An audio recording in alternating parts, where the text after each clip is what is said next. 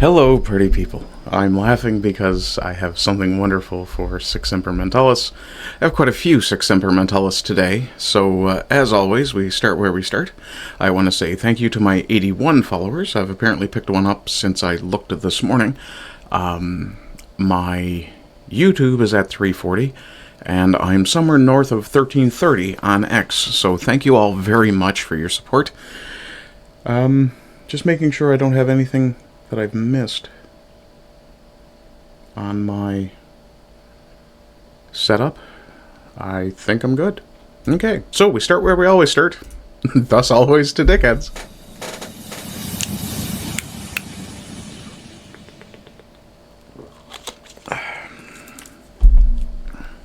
Yeah, no coffee to start. I had one not long ago, so yeah, the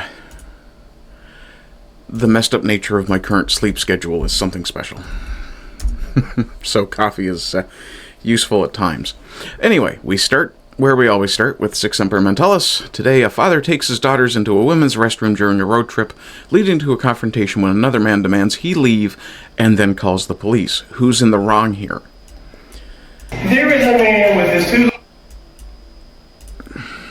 I would say the person in the wrong is the asshat with his glasses on his head, blocking a doorway and making a big show of how much of a virtue signaler he is. There is a man with his two little girls using the women's bathroom. Wash your hands, baby. He is. He's washing his hands with his daughters right now. He is leaving us. All right, baby. Now I'm left to wonder who exactly this fellow is narrating this for, because the phone that we're watching belongs to this guy, the good dad.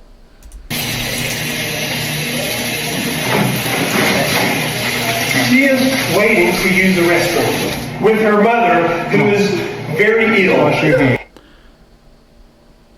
Now, this fella says someone is waiting to use the restroom with their mother, who is very ill. Maybe if you weren't making a fucking spectacle and causing this father to have to explain to his daughters that some people are just assholes, you wouldn't be slowing the process down. And he was on oxygen. It's okay. Boomer's crying. What a piece of shit that guy is.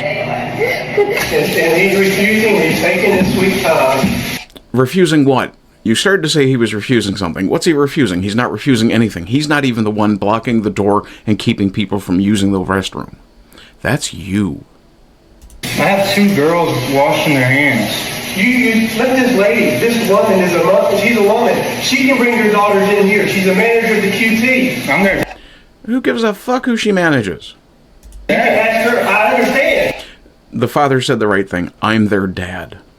And you don't have any business. We got to go to the women's bathroom. Okay. Sir, the men who have no business being in a women's bathroom are the ones who dress like women. Okay? Not the ones who are taking care of their young daughters and don't want to take them into the men's room. I wouldn't take young female children into the men's room. They're girls. They go to the women's bathroom. As soon as he leaves the man to the women's bathroom, I will. I'm standing in the doorway. Now, I want to point out, and I did say in either my repost or the response to this post, this lady gets kudos because she's not causing a problem. She's actually, in fact, helping the little girl. Taking his own sweet time. Hey, sweetheart. This is ridiculous, man. God bless you, lady. Right? And she apologizes. She didn't do anything wrong. In fact, she just helped. There's no need for her to apologize. That's okay. Some men are just immature.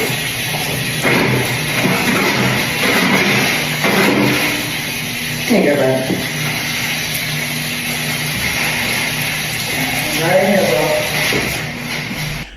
It's almost like this is normal behavior that this older lady has experienced before in her life, but that gentleman with the bald head, and yeah, don't get me wrong, just because you're bald doesn't make you beautiful.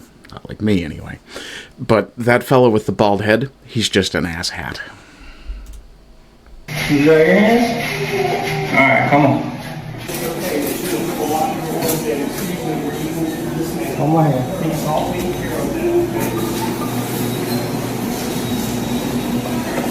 Now, to cap it off, this guy is now on the phone with the police. He can't even tuck his shirt in properly. But he'll, call the cops on somebody who's being a good father, taking care of his young female children. Yeah.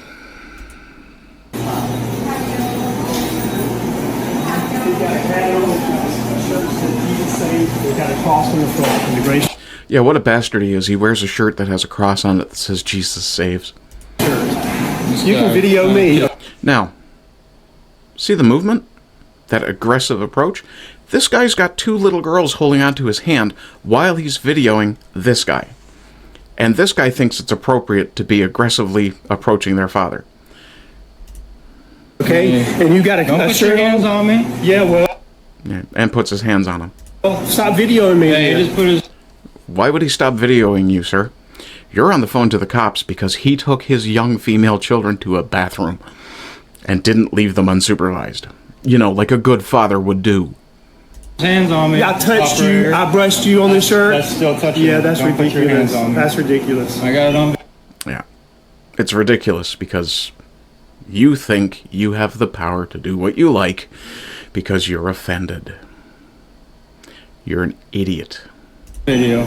He's a white man. He's about Oh no, heaven forbid he be a white man. I know, it's just descriptive, but 5'10". Tell him to get here soon. I know. She's see, personally, if it was me, I'd go about my business and I'd ignore this piece of shit. trying to get in the women's bathroom. And Hang on. What'd you say? I know. She's trying to get in the women's bathroom. Then why isn't she going now? He's not in there anymore. Does she need help? Okay. Why aren't you helping? Why are you being a problem rather than the solution to a problem? And she can't. He's out now. He's standing This here guy making a videoing big me. deal about me taking my little girls to Justifying what he's doing. the women's restroom. Because he wants me to take them to the men's restroom. I'm just standing here. Probably a weirdo that wants to see them in there. Well, I don't know if I'd necessarily agree with that, but he's definitely got some issues he needs to work on, such as minding his own fucking business. Are they coming down here? Do I need to stay down Police are here? on the way, yes. Do I need to speak to them? No, you can come and talk. I'm right here. Because I got. Did he just say you can come and talk to me? No, you can come and talk. I'm right here. Because I'm on a road trip. You don't owe them an explanation, sir. What you do owe anybody is your little girls being taken out of this situation. Get them somewhere safe, and then if you need to, deal with the situation. Personally, I just walk the fuck away. We're on a road trip too, and I couldn't get it out. Nobody gives a fuck if you're on a road trip. Just go be sensible fucking people. Let's see. Yeah, kudos to the older lady. She knows the way things should be. She was actively preventing that guy from coming back into the room by holding the door closed. Survivor 1 says, I don't want no grown man in the washroom with me as a female if it's supposed to be the women's washroom. It's a little child, you fuckwit. They need to be taken care of. Because sometimes, go figure, bathrooms have wet floors that adults might not slip on, but children might. And there are very hard and occasionally very sharp surfaces. Yeah. Douchebag.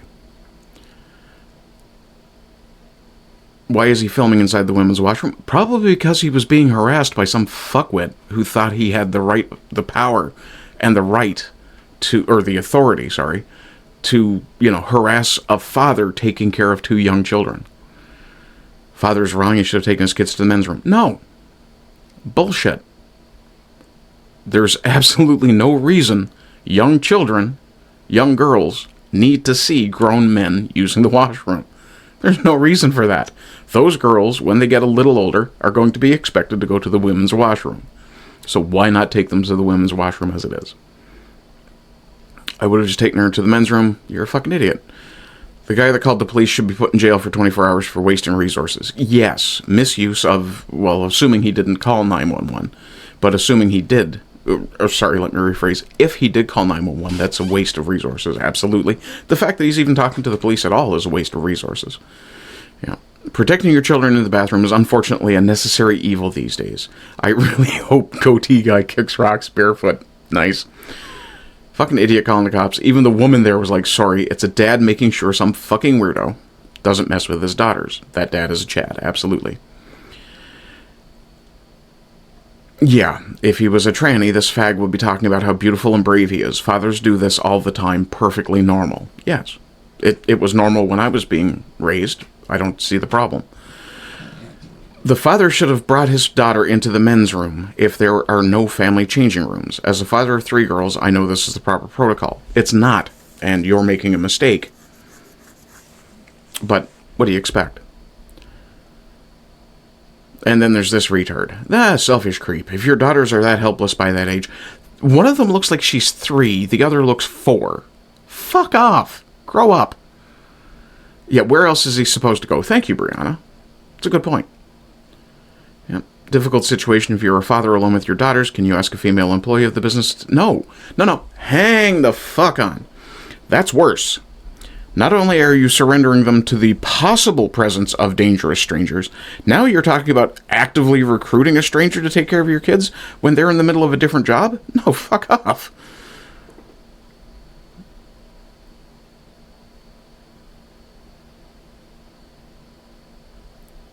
Everyone here is retarded. Men should take their children to the men's room. Why? And they shouldn't have their phone out recording in the restroom like this moron under any circumstances.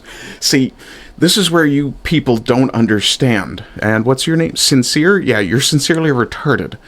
Regal outlier. Everyone here is retarded. Yeah, no, you're retarded. They shouldn't have their phone out recording in the restroom under any circumstance. No, not under any circumstances. There are specific circumstances where it's a good idea, and I'm reasonably sure that Dad took his phone out and started recording, not when they got to the restroom, because we didn't see that part. You know what part we saw? We saw the part where the bald dickhead was making an asshole of himself and scaring those kids. That's the dad being protective. Go figure, fulfilling the male gender role.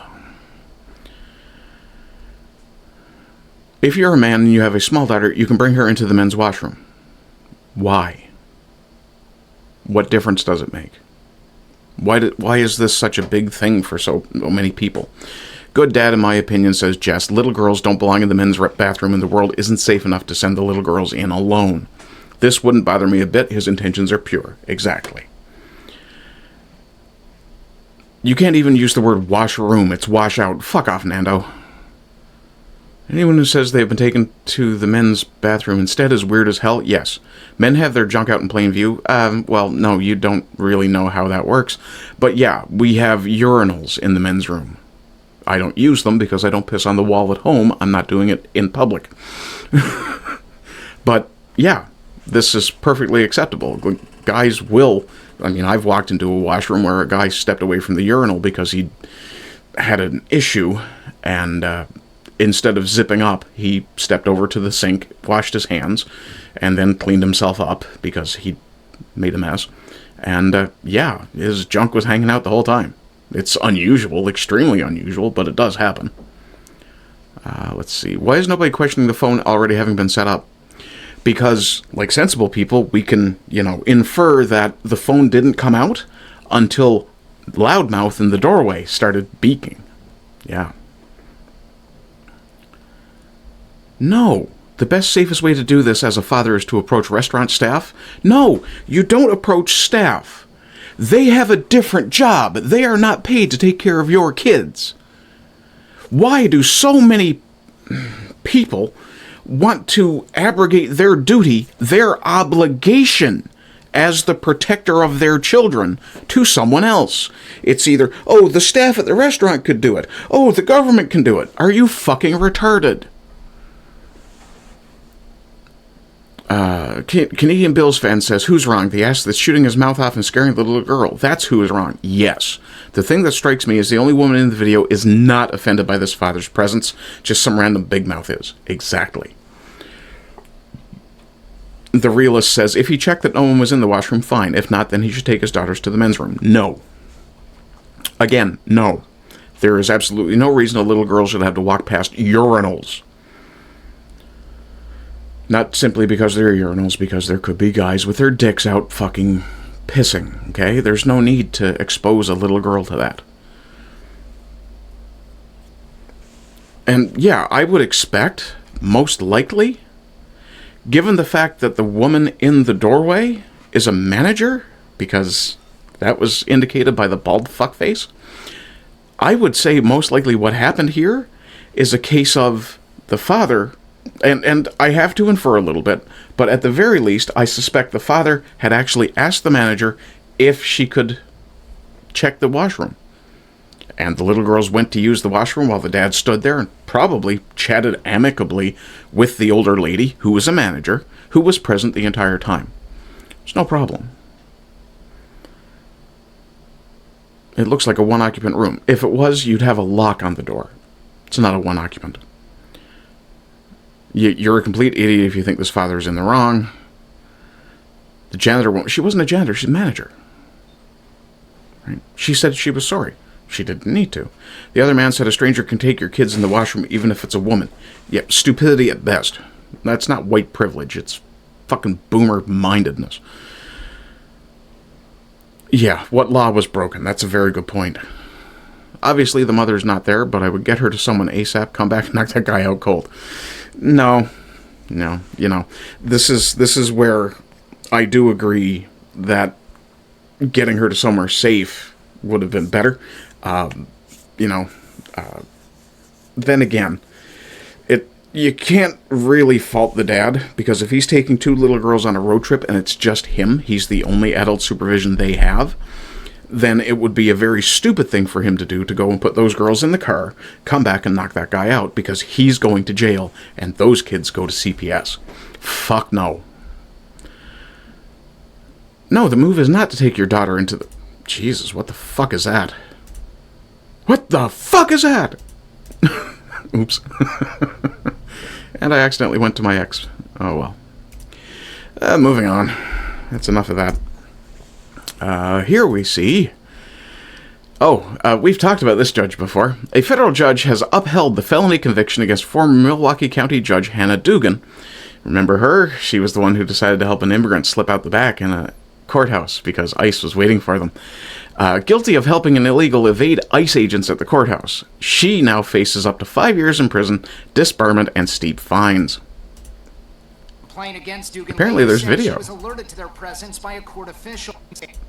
He meets his attorney in the hallway and walks towards Circuit Court Judge Hannah Dugan's courtroom. Along the way, he passes plainclothes federal agents who are sitting on a bench. They are there to detain him. After Flores Ruiz walks by, the agents turn to each other and appear to confirm his identity amongst themselves. But a few moments later, Judge Dugan and another judge approach the agents sitting on the bench. A criminal complaint against Dugan later said she was alerted to their presence by a court official. That Interesting. complaint says during this interaction, Dugan and the agents disagreed over the type of warrant they had to arrest Flores Ruiz. According to the complaint, Dugan ordered the agents to go to the chief judge's office. Video shows her pointing them through a double door. She then turns back to speak with other agents further down the hall and orders them through the doors as well. Shortly after that, with the agents gone from the hallway, Eduardo Flores Ruiz and his attorney exit into the hallway through a different door. As they walk down the hall toward the elevators, they pass another plainclothes federal agent who neither they nor Judge Dugan seem to have noticed at the time. Now, why would that agent be there? Is it possibly because this is a pattern of behavior in Milwaukee? Jesus fuck, what is going on in Milwaukee's courts?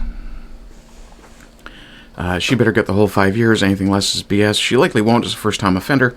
Disbarment, having a federal felony on her record is going to really... Yeah, her career is done. You're goddamn right I voted for this. The Titanic, liberal judges. Severe consequences for unsuccessfully avoiding ICE. Nice. Very good, Mr. Lopez. Welcome to Fuck Around. Find out is 1 mile ahead. Enjoy your stay. Yeah, time for the judges to meet justice. Yeah, we have a problem with bad judges here in Canada, too. A strong message to Senator Schumer and DNCE supporting judges around the country. Leave your feelings and politics at the door. Do your job. Yeah, Senate Democratic majority has confirmed over 180 judges to the federal bench. That, Chuck, is what we like to call a warning. Thanks for the heads up. Yeah, more. Yeah. What? Who's going to watch her 10 cats while she's in jail? Oh, okay. Right to jail, right away. Yeah. You love to see it. Yep. Find out. Definitely the coefficient with fuck around. Oh, speaking of lines going up, we have 2 going down. This is apparently from Ukraine's Maidan. 2 men make very bad choices in this video. There's no gore. There's pretty likely serious injury, but there's no gore.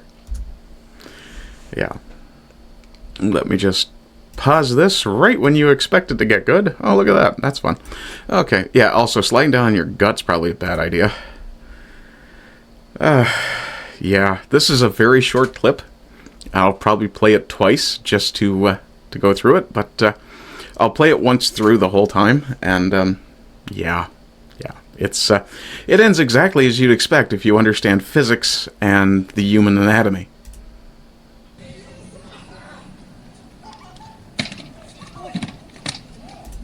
So, what have we learned, kids? That is the whole video, by the way. It's just this again. What we've learned is 2 things. Don't get drunk and take dares from your buddies. Because I guarantee you somebody suggested this, and they just dared each other to do it, or, yeah. But when you're sliding, you don't want, especially if you're on glass, you don't want to actually let go with your hands, and you can hear the hands squeaking early on, or at least flesh squeaking against glass early on. But he lets go, and, well, you may not be aware of this, but your pants are actually fairly slick, comparatively speaking. They have a very low drag coefficient against glass. The fellow who was sliding on his stomach, I don't even begin to understand why you would think that was a good idea. But you see, as this guy reaches escape velocity, there was absolutely nothing in terms of a bump or a rise or anything for them to stop themselves on, which they probably couldn't have anyway without doing grievous harm. And then, as he continues, you will note that he lands kind of on his heels there. That's gonna fuck your ankles. Especially considering the force when he was coming down sheared him forward. Ow! And then he proceeds to land on his ass, which is probably a busted up tailbone, or at least some unintended chiropractic repercussions. And, yeesh, ouch. Then he bounces off his tailbone, smacks his ankle again, bounces, just about recovers, and it fails again.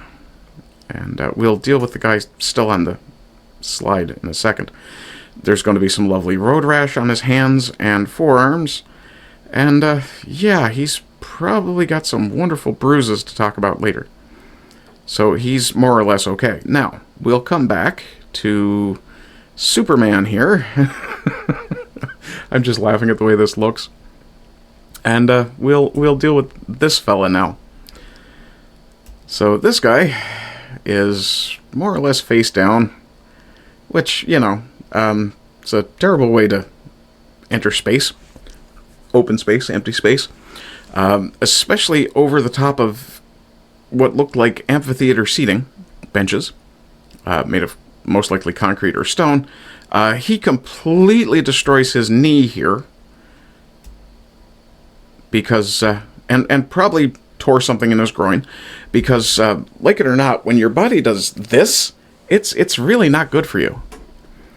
And, let's see what else. Oh, that's definitely a fucked up ankle. Yeah. and then he proceeds to fall onto his lower spine pelvis, and in that twisted position he's in, most likely what's happening here is as the flat surface is contacting here. Sorry if you heard the click of my elbow. I have done crazy shit like this. Never this stupid, but equally risky and equally damaging to your joints. But as he's putting his hand down, of course, the natural reflex trying to catch yourself, he's also turned. So all the force is coming in this direction, which means it's driving his shoulder into his face, into his neck, also breaking the joint of his arm, which hopefully he didn't have his elbow locked. Probably didn't, because as far as I recall, he hasn't got a reversed elbow. And all of that force is being jammed straight into his face, as we see there. Yeah. Potentially fucked up clavicles. And you can see that he is traveling at some velocity because he's completely uncontrolled and sliding. I've never had road rash on the back of my neck and head, but I can't imagine it's a lot of fun. And yeah, the forces are such that he basically folds up like a piece of luggage and yeah, just slides on out. Also, he may very well have knocked himself out because he doesn't move for the rest of the video. So yeah, kids, 2 points. If you're gonna fuck around, you're gonna find out. And if you're gonna be an idiot, you'd better be a tough one. Yeah. And, well, I'll throw him a follow. I might find some more clips from him later. Broke my back, says Mike. Gravity wins, says Neil. First guy for sure trashed his spine tailbone. Maybe. Second one, if you go by frame shattered or leg, he definitely fucked up his ankle at the very least.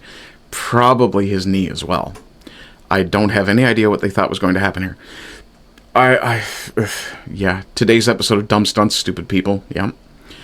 They'll be feeling that one in their lower backs for the rest of their life. They're going to feel that in every joint that made any sort of contact with anything on the way down, and probably the rest besides.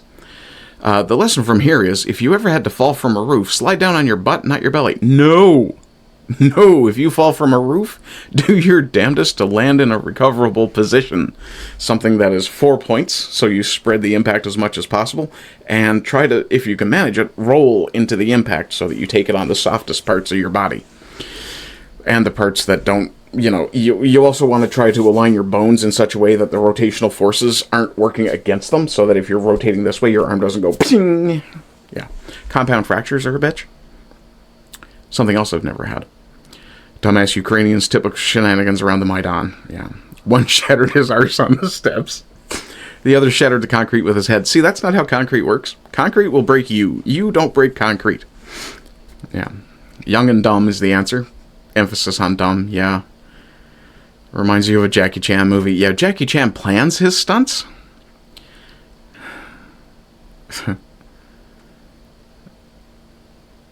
What the Oh. Yeah, maybe don't do that. For those of you who didn't see it, we'll pause this here. This is apparently some sort of worker. This is apparently a wasp hive, or swarm. This is what we like to call a bad idea. Yeah, good job. You now have a pile of pissed off wasps attacking your vehicle. Also, that hysterical laughter is a sign of fear.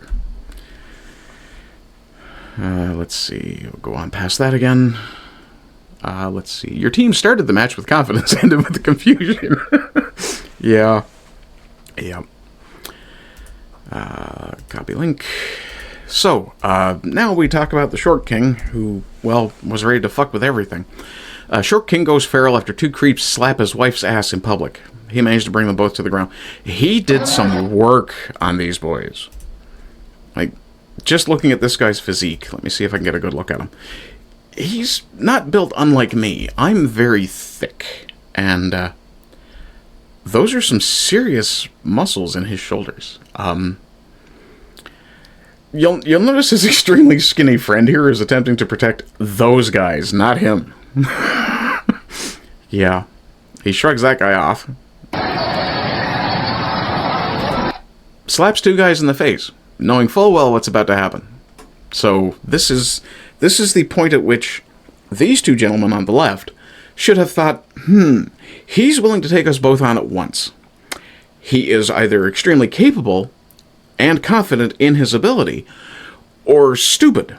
They seem to have assumed stupid, and, well, it doesn't go well for them. Like, he's immediately bouncing on the balls of his feet. Yeah, that's somebody who's trained to fight? Don't. White shirt decides, I'll throw the slowest kick in fucking history at his knee. That'll slow him down.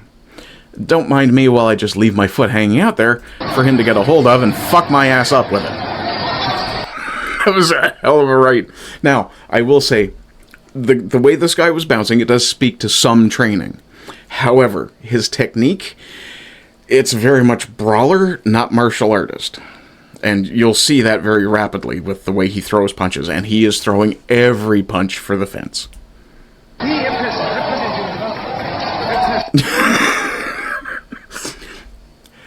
Black shirt decides, no, let's just telegraph the shit out of this punch. And I'll say this much for this guy. This guy is definitely a grappler. He's not a striker. But, that's a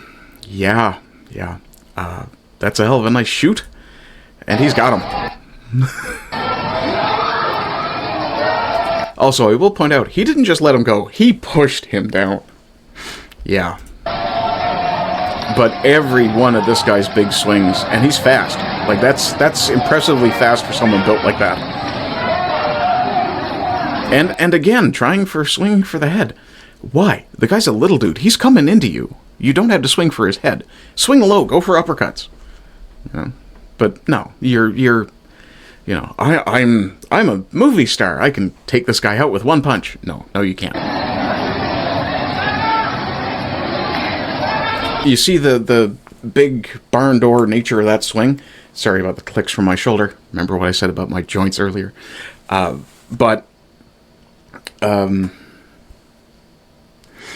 The massive barn door nature of those swings speaks to limited striking training, and being pissed off. I mean, he is obviously pissed off. He wants to hurt these guys, which is also a bad thing. You should never get in a fight where you're actually enraged, because it takes away your ability to think. Excuse me. See, it's not even coffee. It's just water. It makes me burpy. It's probably just talking, actually. But, the gangly guys, you weigh maybe 140 pounds? I'm willing to bet the guy that's got a hold of you weighs about 180. Yeah, that ends just like you think it will.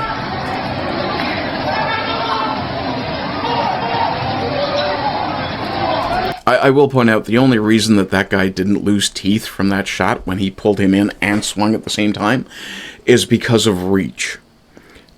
Because the tall, gangly guy has longer arms, he was able to barely defend his face. Doesn't last, though. I will point out that on the ground, nobody is taller than a foot.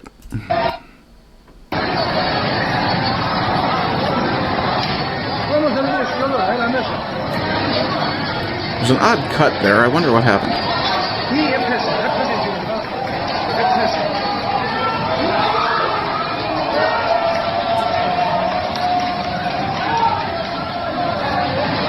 Now, I will point something out, because short people like me, we understand that when we're fighting tall people, we have to accept the fact we're going to get punched in the face. Watch what happens here. This guy, on the right here, he's ready for this guy to hit him. He's willing to accept the hit to get in close. And he's willing to take elbows in the back of the head to get that guy into this position. Because nobody fights well when they're trying to get back to their feet. You need to be able to get back to your feet quick in a fight, by the way. It's one of the reasons, the whole getting to your feet when you're in a fight thing, it's one of the reasons there's a standing 8 count. Or a standing count in boxing. Because when you're trained, especially as a boxer, if you get knocked down, you immediately pop back up again. You get muscle memory, so that you don't have to consciously think about it. You're automatically going to get back up. Partly because in an actual fight, if you're down, you are quite you're generally very vulnerable. But also, one of the things you really need to bear in mind is that when you go down, that's the point where the cowardly ones will start jumping on you, kicking you, and ganging up on you. Now, I will give both of these boys kudos, the gangly fuckers. They made the mistake, and they still managed to fight with a bit of honor. You'll notice that this guy is down. I'm going to assume the white shirt fella has woken up by this point and gotten up, but he's not getting involved, which is generally something you only see amongst peoples of honor. You have to have an honor code to behave like that. And again, you can see, where is it? Here. Got him down. Okay, right here. It's only this guy's superior reach that protects him from getting his head knocked completely off here, as that swing would have taken his face with it when it went by. Yeah. So, yeah, don't fuck around, you won't find out. Sock with rocks, yeah, that's dirty behavior. Not the best technique, but damn, he can throw some freaking swingers. Yeah. Justice is a dish best served straight up. Yeah. The honest answer is that this kind of behavior gets normalized when there's no consequence for it. Yeah, immediate consequences. No, bro has not been boxing. I think black shirt guy might have actually thought he knew how to box, but you don't throw a jab like that.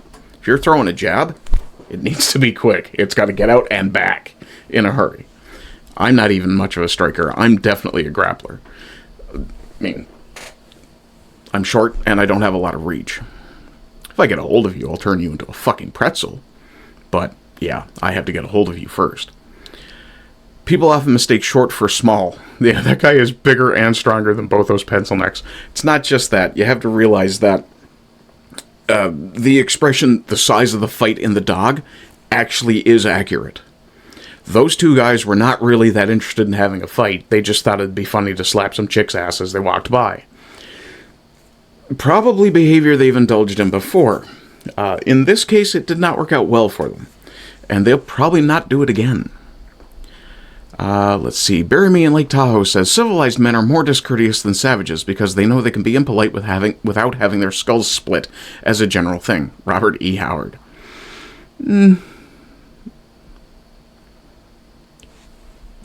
Probably from one of the Conan books. I don't think so. A guy in the white shirt went to sleep until the next day. Yeah, he didn't reappear, so I'm kind of in between. Is he out cold? Most likely. Or is he just up and fecked off and left his buddy alone? I don't know. Yeah, Ho says, Akumpu Musa Obed. I'll just call you Obed. If any of those punches landed well on the guy in the black top, he would have got a concussion. He would have been out cold. Yeah. Other black t-shirt guy wanted no smoke after white bra guy got knocked out. Yeah, if he'd been smart, his response would have been, I'm sorry, man. Won't happen again. All right, let me get my buddy out of here. Prime UFC mode, not really. Wrestling technique, yep. It's absolutely true. That's probably more accurate to say he's a wrestler rather than judo. His name is Halil Ibo Keskin. He's an MMA fighter in Austria. Maybe? Don't know if I'd buy that, though. Needs to work his guard passing game. Other than that, aces. Brother out there taking care of business. One punch knocked the guy in the white shirt down instantly. That was powerful. Yeah. Well, that's the thing. If you're closer to the ground, you generate way more power with your punches. Plus, being thick helps. Good wrestling. The shoulders. Those muscles in your shoulders. Yeah. How to explain this? When you telegraph a punch, you're rolling your shoulder in first and then throwing the punch.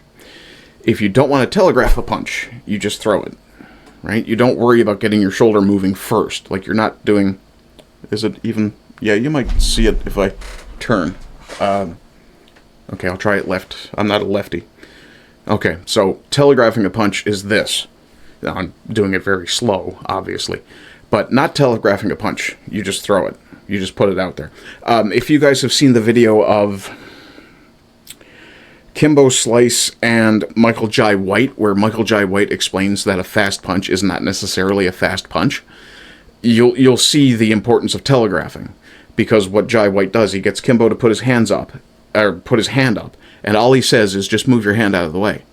And it's very obvious that the first two of the three punches that Jai White throws are extremely telegraphed. He's moving parts of himself before he throws the punch. The third punch, the first two are fairly quick. The third one is just smooth. And it's the one that smacks Kimbo's hand. And Kimbo is completely amazed by it. That does not look like a World Wrestling. Never underestimate. It's not even never underestimate a short king. It is quite possible one of those tall guys could have been an MMA fighter as well. And with reach and technique, you can do an awful lot regardless of your weight. Yeah, the first guy went to sleep. Don't let them short fellas get the inside. They win every time. Yeah, that's the thing. If you can't keep us outside, you're fucked. Dangerous fight between angry persons. Yeah, well, I mean, street fights are dangerous. People can die. You can easily kill someone by hitting them in the head with what is essentially a mace. Is that advice or, discouragement? Satisfying. He sunk that first guy. I've never heard it called that. I like that expression. He definitely did get sunk. Bro went to Dagestan for 2 or 3 years. Clearly ground and pound works on the street rather than box. Stand-up fights, I generally... good judo. Wrestling, actually, I think. I think that's probably the more accurate one. I think that was more wrestling technique than judo. But speaking of ill-prepared, fellas, brace yourselves. This one's going to be hard on you.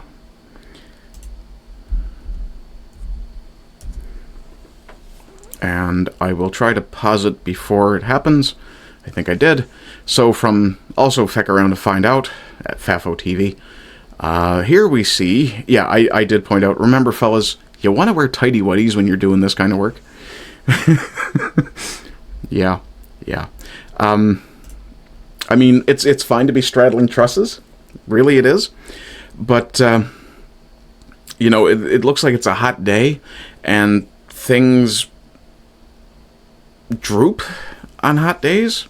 If you're a fella, you want to have them kind of cupped and tucked and separated, or not separated, but cupped and tucked and kept out of the business.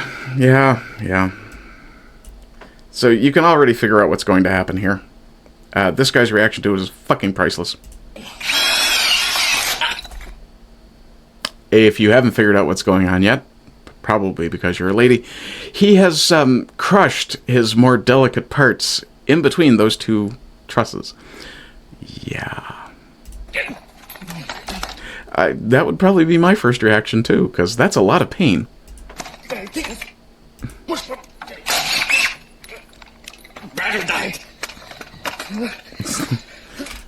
I will say I'm impressed that he took the time to put the tool back on his belt.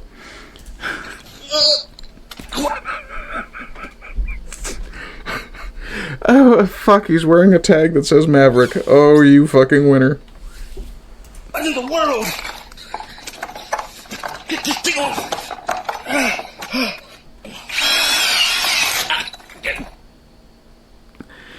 From the nature of that response, I'm going to guess it wasn't one of the testicles that got caught in there.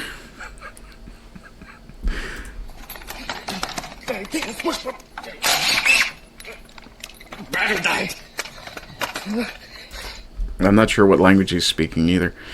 Yeah, that is the appropriate response. At first I thought he drilled a screw into his leg, but it was so much worse. Yeah, it was so much worse. Nuts. The camera person suspiciously calm about the situation. I'm calling it fake. Maybe. If it is, it's fairly well done. I know it's just content. I appreciate your efforts. Yeah. Yeah. Thought he was being electrocuted. Then realized it was much, much worse. Who's filming? Never hire Steve-O for that sort of job. This is actually a good metaphor for liberalism, except he would blame Trump. Remember, kids, first rule of safety is to be aware of your surroundings. Yeah, situational awareness is a big fucking thing you should have. As a 22-year-old owner of nuts, this isn't realistic enough. I honestly don't think it was his nuts that he caught. I think it was the tip of his cock. Maybe building a house while dressed like a monkey on spring break was a bad idea. Yeah, don't wear loose clothing when you're doing something that... yeah. No way it isn't staged. You'd be surprised. I only laughed like the first time, 10 times watching it. Yeah, I've been laughing the entire time. Oh, okay, so you think it's fake because the screw didn't actually hit him? You think the screw was the problem? You've never put together a house, have you? Yeah. Yeah. Every guy in the room has two reactions. The first one is... The second one is... because we're glad it's not us. Yeah. Thought he was seizing or something really scary. I had no idea what was going on, but oh lord, it somehow made it even worse. Yep. I don't think he clamped his nuts. I'll say that again. No one who climbs rafters is using a 6-inch decking screw for 4 inches of wood. Dude, if that guy was competent... Who's doing the camera work? Shaking really bad. That got hurt for years. He's got balls, I'll tell you that. Yeah, you're not wrong. Don't think he was actually... I don't think he caught himself. That's why you always wear a cup on the job site, preferably made of titanium. No. The problem there is that he was just wearing a pair of swimming trunks. Or board shorts, I suppose you might call them. And that was probably all he was wearing. Because it's a hot day. It is not a good idea to let the boys hang. Especially around something like that. Yeah. Why are you freeballing on the job, bro? Yep. Felt that from here. Staged. Might be. I mean, that's nuts. Yeah. Done with this engagement farming account. Piss off. Really? Just don't like the account, huh? You may not be aware of this, but engagement farming is what content creators do. Yeah. Yep.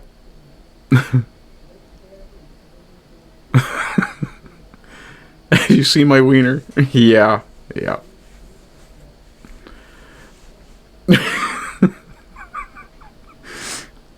Yep. The reactions are good. You stupid. Yes, this is true. He does deserve to be laughed at for being stupid. He also deserves... Please locate another source for this video. Found this matching version on Instagram. Same shirtless guy in camo hat, dog tag, tool belt, struggling with the power tool on the framing, then grabbing the hammer. Looks like the original or parallel upload. Okay. So the guy's farming content to put on his channel. Big deal. Okay, from Six Emperor Mentalis, we come to Base Japan. And I have a couple of Base Japan today. First up, we have... From, I believe, Haruka Awake, but no. From Crazy Unfilmed 94, also known as Alpha Wolf. Japan's youth are hitting the streets loud and clear. Foreigners should have absolutely no right to vote or participate in Japan's politics. Absolutely agree. No open borders, no foreign influence in elections. Yeah. The banner clearly says foreigners should have absolutely no right to vote or participate in Japan politics. Absolutely. They never have to do either. Requires naturalization. Yeah, and? You think the government won't naturalize them because it wants votes? Spain did. Deport the parasites. Yeah. Also from Base Japan, and I think this is the last one. Yes, we only have 2 for Base Japan today. From Saigu, Oidan Haguda. I probably ruined that, but sure. They have no interest in coexistence. That is the clearest message sent by the Japan Imams Council when they refused even to accept a letter from a Japanese civic group seeking dialogue on how Islam should exist within the Japanese legal framework. The same organization had previously issued statements calling for greater understanding and complaining about prejudice. Yet when offered an actual opportunity to discuss coexistence under Japanese law, they chose to reject all communication outright. If even basic dialogue is refused from the start, it becomes difficult to believe integration was ever the goal. That's because it wasn't. Japan, like the Western world, will be repaid for their kindness with a blade to your throat, your children raped, your homes taken. That is what the governments of both our civilizations have brought on us. It's a bit of a black pill, but it is what it is. Moving on, we go to the clown show. I mean the comment section.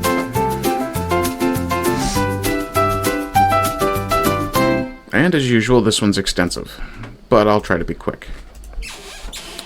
Let's not talk about Mark Carney's associations with previously known people who are dangerous. From Mario Zelaya, this is the Prime Minister of Canada that just passed a law telling you how to raise your kids. Yeah, I'm good, bro. Yeah, maybe not so much. Yeah. But, you know, it's not like Mark Carney is completely impossible to pin down on an issue or anything. Mark Carney claims he didn't say what he said. The backpedal. To be clear, if you look at the speech, I've never advocated that all of a sudden there was going to be a band of middle powers, you know, the M20 or something like that.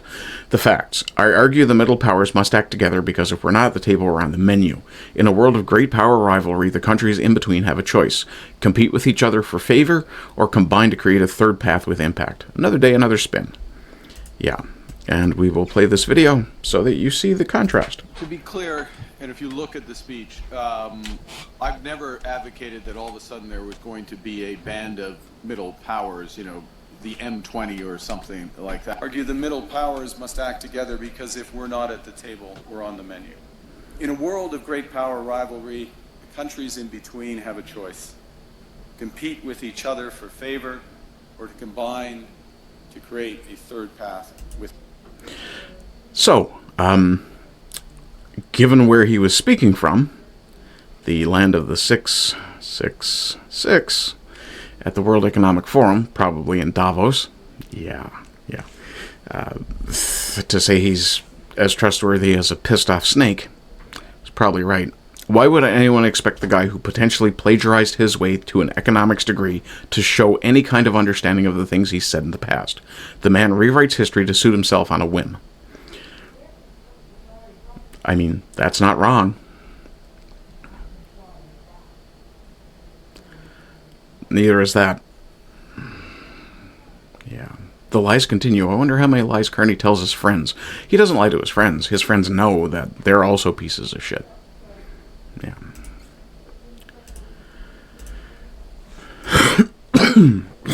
Excuse me. From Inevitable West, who should have had a follow. The Australia ban on social media for under 16s exempts Blue Sky. The UK ban on social media for under 16s exempts Blue Sky. The Canada ban for under 16s exempts Blue Sky. The establishment wants to control the rapid shift to the right while promoting a far-left platform as its replacement. Fortunately, nobody's interested. Yeah, Canada's will do the same, and nobody is talking about Roblox. Yeah. What's Blue Sky? That's fucking exactly what it is. Yeah. Blue Sky sees surge in new users and child sexual abuse material. This is from 2 years ago. Well, a year and a half ago. Yeah. When Elon took over. Yeah. Nothing says protect the children like a curated list of approved distractions. Also true. Blue Sky has faced a rising influx of CSAM and predator activity. As user numbers surged, the platform saw an uptick in harmful content ranging from users attempting to sell imagery to sharing encrypted chat. Yeah. Notice the Project Monarch butterfly. Oh, didn't. Interesting.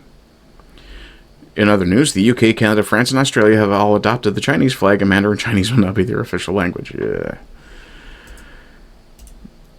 I think we're back to Carney again. There's a lot of Canadian content today. From Shadow of Ezra. Canadian Prime Minister Mark Carney insinuates that Canadians may have to give up their sovereignty because he plans to work with globalists at the G7 to bring Canada into the New World Order. You know, that thing that was an absolute conspiracy theory only 2 years ago. The strands of the New World Order could be woven at the G7, he says. Is there a prospect at all at this meeting for even the beginnings of a sense of what a new order might look like? I mean, I'm conscious of the old Antonio Gramsci quote that the old world is dead, but the new one cannot yet be born. Are we still in that phase? Is it too much to hope for just some strands of possibility and opportunity in? I'm going to stop before he starts speaking. These guys are sitting on normal human-sized chairs. What the fuck are these things? Are they planning to invite Nephilim to sit in council too, or what? Paris, in France. Yes, possibly. Certainly, here's a safe answer. The strands of that new order yet to be born could be woven in Evian, which is the G7, and maybe I'll justify that. Is there a... Yeah. So that's wonderful.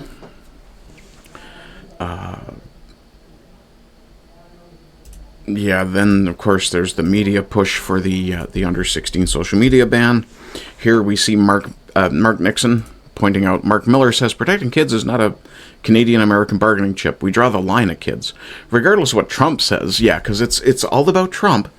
We will not back down on digital ID, face recognition, government ID upload, etc. to access social media for all adults. But I thought this was about protecting the kids, Mark. Why are the adults suddenly the ones who have to be penalized for it? You've been on the receiving end. That's a bit too long of a clip. I'm not going to bother with that. I thought it was much shorter. I do apologize.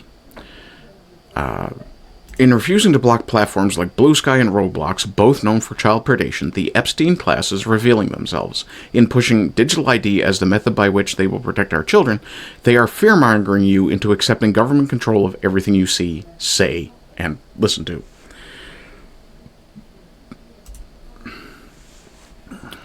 Yeah. Okay, apparently I sent that twice. Digital ID, not negotiable in Canada. It's happening. Yeah, it's on the way. It's not the government's job to raise children. No shit. Using social media under 16, bad. Chopping off your penis at 12, good. The government of Canada is clearly not qualified to raise children. The government of Canada is not qualified to take care of people. If you get too old and cost too much, they'll just kill you. Yeah. Canada is ass backwards. Yes. Anyone truly opposed to it will not comply. True. The Nazis had a phrase which covered all abuses of the state. Für ihr Sicherheit. I probably butchered the shit out of that too. It's for your safety. It's for the greater good. Yeah. If you've ever seen Hot Fuzz. Yeah. I will point out the Meta logo looks suspiciously butterfly-esque too, doesn't it? From Britain is Broken. Breaking, social media giant Meta, which owns both Instagram and Facebook, has hit back at the UK government after the announcement of an under-16 social media ban. People, this is a quote apparently, people should not be asked to hand over ID to dozens of individual services to prove their age. This is not Zuckerberg on our side, by any means. Don't ever get that confused. Zuckerdroid does not care about you. And I did point out, this is not Zuckerberg standing up for your rights. This is Zuckerberg encouraging the government to be the one who handles your ID. Remember, Zuckerberg worked cheek by jowl to keep people in the dark during Biden's administration. The Hunter Biden laptop, the COVID censorship. It's all government and corporate cooperation. They should all tell them no. Yeah. This is not about safety, it's about control. We want your 16-year-olds to fight for us and vote for us, but you're not allowed to go online so much to see how bad we are doing. Yeah, that's something else as well. The same people pushing the social media ban for under 16s are the ones pushing to have the voting age raised to 6 or lowered to 16. Fucking what? Anybody with a brain knows young people make bad choices. Anyone with a brain and some experience knows young people tend to be far more communist than the rest of us. Yeah, because they're generally convinced by pretty words like from each, according to his ability, to each, according to his needs. It sounds very, very charitable, very, very generous, very, very kind, until you dig into it and realize, well, what that means is no matter how hard you work, you only benefit so much. And no matter how little that person works, they still benefit a minimum.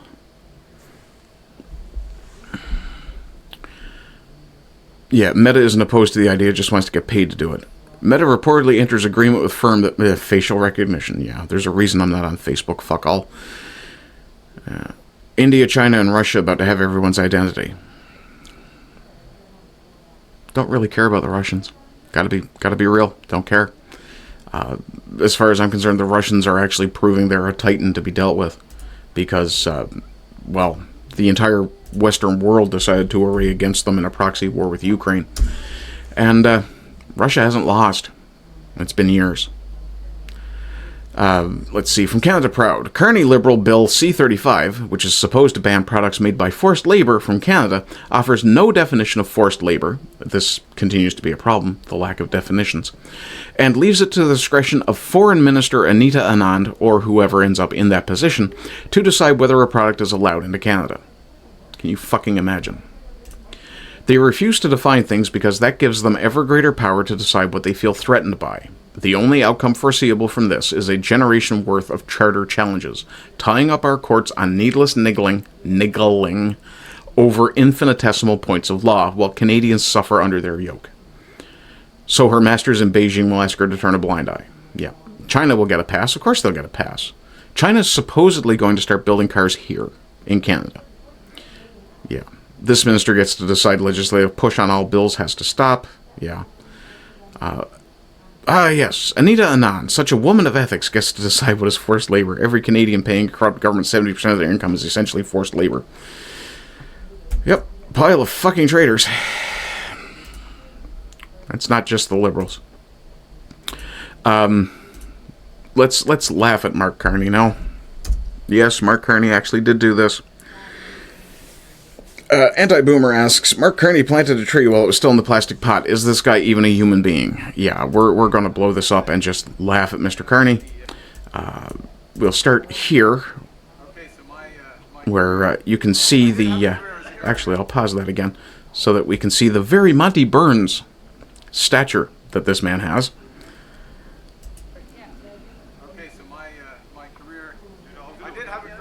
Don't really need the sound, it's unimportant.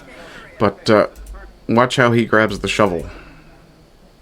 No concept of how to grab a shovel. You grab it lower so you have more control of it when you pick it up. He struggled to get that out of the ground too. Jesus.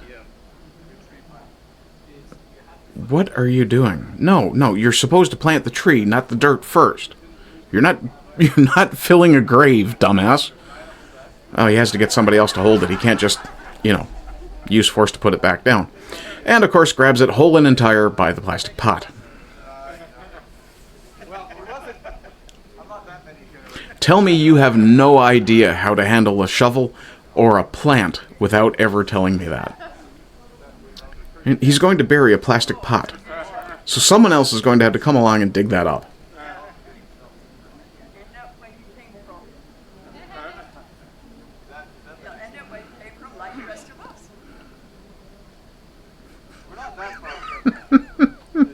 I wonder if he rehearsed that.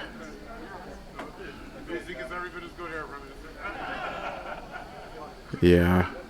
Fucking clowns. Oh, he's actually going to fill the hole. So some poor bastard has to come along later and clean that up. Yeah. Okay. Yet again, I will point out cities are cancer. The people who live in them have lost all connection to nature and have no idea what the fuck they're doing when they perform literal performative actions like this. Yeah.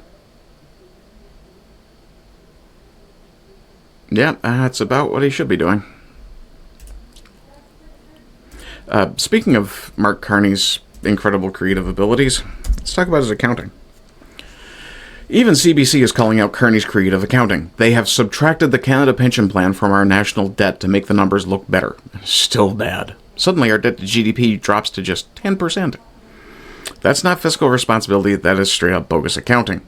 You cannot use pension funds to pay government debt. Well, you can if that was always the plan. The CBC panel didn't hold back. Subtracting the CPP to calculate our national debt's totally bogus. While they cooked the books, $67+ billion deficit this year. Interest payments are already $54 billion plus and climbing. Tent cities are exploding in Edmonton and across the country. I would not want to live in a tent in fucking Edmonton in the winter. Another $100 million is headed to Palestine on top of $400 million already sent, not to mention the billions we've sent Ukraine. Yeah. Canadians get the bill, Kearney gets the creative math. This is not building Canada strong. This is hiding how badly they're breaking it. Yeah. So we have a definitive answer. Mark Kearney is not any kind of economics expert. He's just a crooked accountant. Yep. Staying in Canada. Well, technically, I guess the last one was in Ireland. Staying in Canada, from JGenXer again, Bill C-34 just dropped. The Liberals' fourth try in 4 years to control what Canadians can see, say, and post online. They're selling it as protecting the children. Yeah, this new bill is not new. This is a rebrand, a repackage of something the Canadian people have found distasteful. Their Canadian people's representatives, those twisted fucks, have found reprehensible and rejected several times already. But they're going to keep trying, because by hook or by crook, they'll get what they want. The pattern is clear. When direct censorship bills get torched, the Liberals pivot to think of the kids and try again. Meanwhile, the same government that can't fix grocery prices, housing, or the recession is building a powerful new bureaucracy to decide what legal speech is too dangerous for Canadians. Who gets to define harmful? Yeah, yet again, this is another bill that has no definitions. Generally in Canada, and I would expect it's like this in most parliamentary democracies, and probably most democracies in general, in order to put forward a bill, you have to first define what the bill is for and against. Clearly, this is not being done. If this was truly just about protecting kids from predators and porn, it wouldn't need this much new regulatory machinery and speech-adjacent powers. Canadians rejected the last 3 versions, time to reject this one too. Yeah.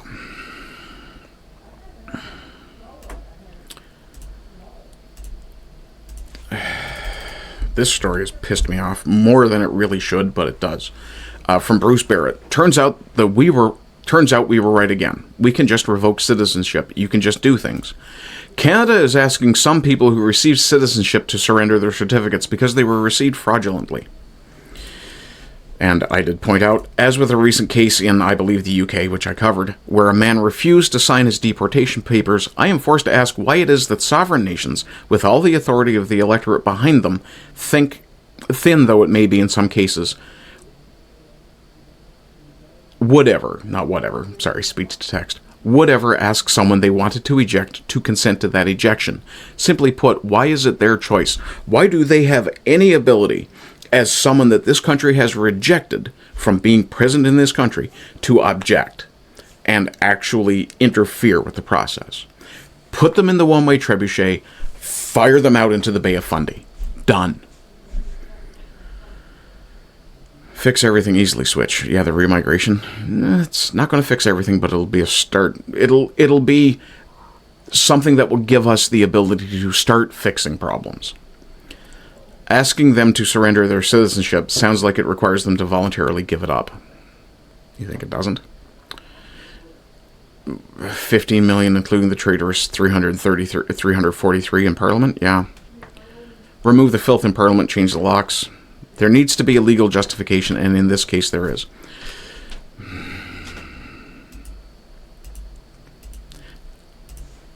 I know I don't like tyranny, but honestly, there are times when it would be really nice if people just said, you know what, fuck it, you're going. No, I don't give a shit what you think. No, I don't give a shit what the law thinks. You're bad for this country. You can't stay.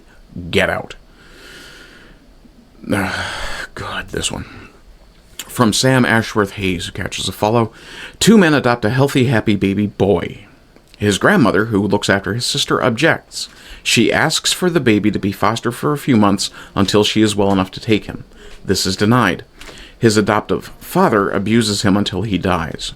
Now, this is gruesome. I'm going to read the whole thing. Brace yourself. A post-mortem examination identified more than 30 external bruises, as well as internal bruising to his mouth and throat, internal bruising to his anus, bowel, and bladder, lacerations to his anal rectum, and a perforated bowel. One medical expert gave evidence that a bruise on the baby's bottom appeared to be a human bite mark. The cause of Preston's death was found to be acute upper airway obstruction by an object or objects inserted into his mouth. If you wonder why my caption was "Death penalty, nothing else is just," I think that'll sort that out for you. Let's see what else was said on this post. Why was this rushed through? Why were hospital reports ignored? Why did social workers fail to notice the injuries in routine visits? I want to make my own flower. Yeah, that's a nice millstone. Make a hell of a pendant. I have no words. Yeah. This might strike some viewers as harsh, but I believe everyone involved in this story should just die. Box of pills. Yep. People are starting to understand that even the, quote, outdated passages of the Bible actually served a purpose. Yeah, it's absolutely true. They raped him to death. Social services were worried this would happen, but did nothing because the family was a protected class. Nobody is angry enough. In January 2023, they were approved as adopters and the search for a child began. The same month, a final care order was made by the family court, and social worker Amy Shepherdson was tasked with finding a suitable family for Preston. May 25th, 2023. 5 months later, Preston was taken to Blackpool Victoria Hospital with a nosebleed. While in the hospital, he had a seizure, which doctors said was febrile convulsion. Bruises were noted at febrile, I think, meaning fever. Correct me if I'm wrong. Bruises were noted on Preston's head, and the police were informed. An explanation was offered that Preston had just started crawling. Preston's social worker, Amy Shepherdson, was contacted, but later informed she did not need to attend, and the safeguarding referral was closed. He was taken to hospital on 3 separate occasions, but concerns about unexplained bruises were dismissed. His social worker was a regular visitor to the family home. She should have her hard drive checked too. And checked in on Preston when he was discharged from hospital.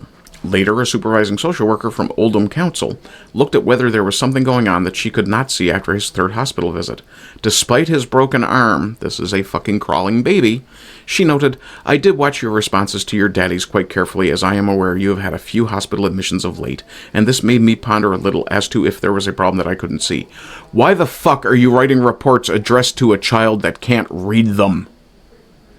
I decided that there wasn't an issue, as you and they presented as perfectly at ease and very affectionate towards each other."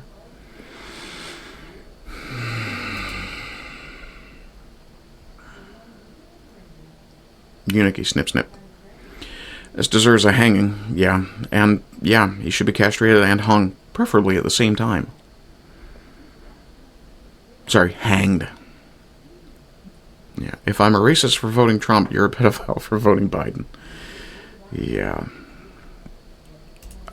Speaking of Trump, apparently Mike Huckabee has a problem with Trump because of things Trump has said recently. Trump's own ambassador just broke with him. Mike Huckabee openly defied Trump's position, declaring, "Without Israel, there would not be an America. We owe our very existence to what happened in this land." Mike Wallsucker Huckabee, ladies and gentlemen. I'm not even going to play it.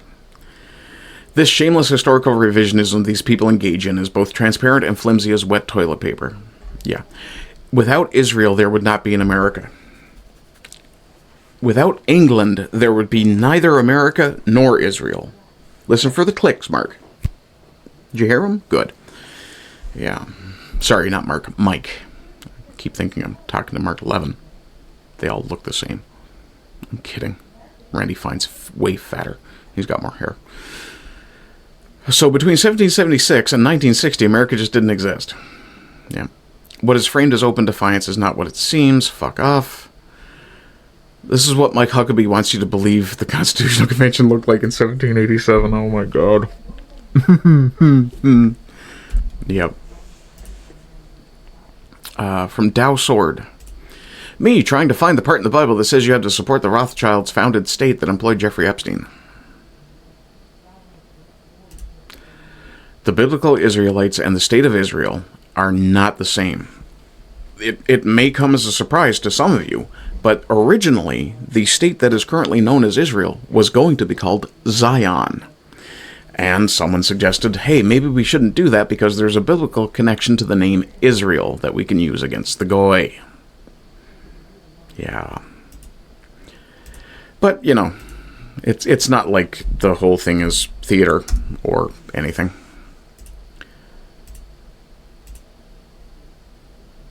Give me just a second. I have to fix a problem.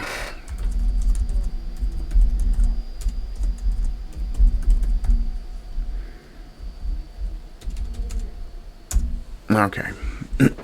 Sorry about that. Oh, why is this one open? I don't know. Anyway, from Table Salt, new, sound enhanced and zoomed in. Mark Carney was caught in a hot mic moment checking with Trump regarding his plan to allow 49,000 Chinese EVs into Canada. Less than 3%, 49,000 cars. A cap. We capped. A hard line. I thought you'd actually like that. This is Mark fucking Carney, the guy who tells people everywhere else that Trump is the devil, sucking up to the man.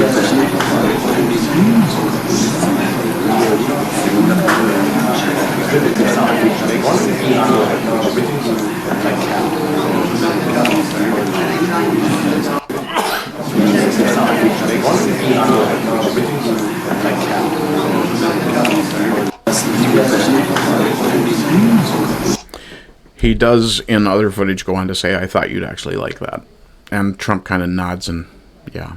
Everyone has to check in with the boss. Right? Mark Carney is the biggest fake in Canada since Dame Edna visited for Just for Laughs. Yeah, that was like 40 years ago. Yeah. Fuck, I'm an old man. Okay. Second last section, and then we'll have some laughs. So let's talk about July being White History Month. And remember, the reason that I'm using this hashtag is not that I'm trying to be anti-anybody. It's because I believe that my people deserve just as much consideration in our homelands as the Arab does in his homeland, as the Chinaman does in his homeland, as the Israeli does in their homeland.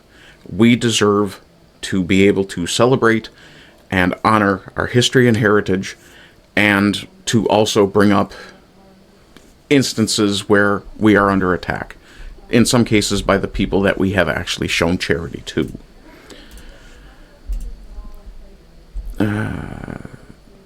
This one.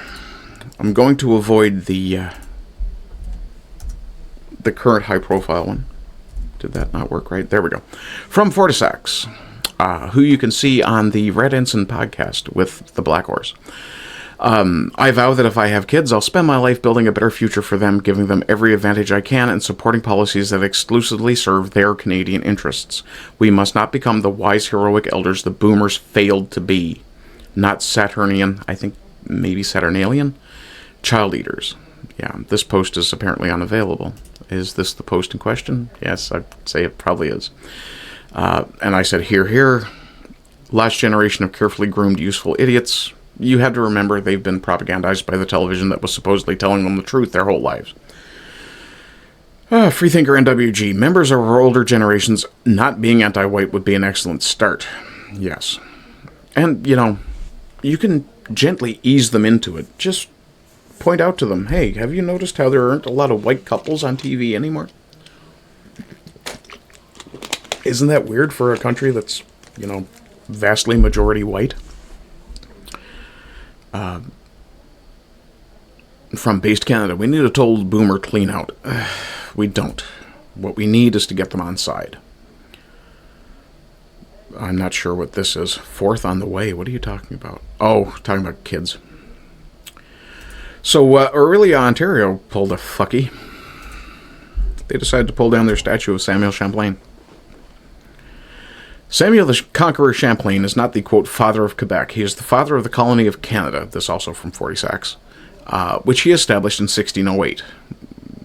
Yes, I'll grant he's the father of the colony of Canada, though that would have been New France at the time, which he established in 1608. An attack on Champlain is an attack on the entire Canadian heritage. Here's my message. If you think that the left is going to stop because you are Franco-Canadian, you are gravely mistaken.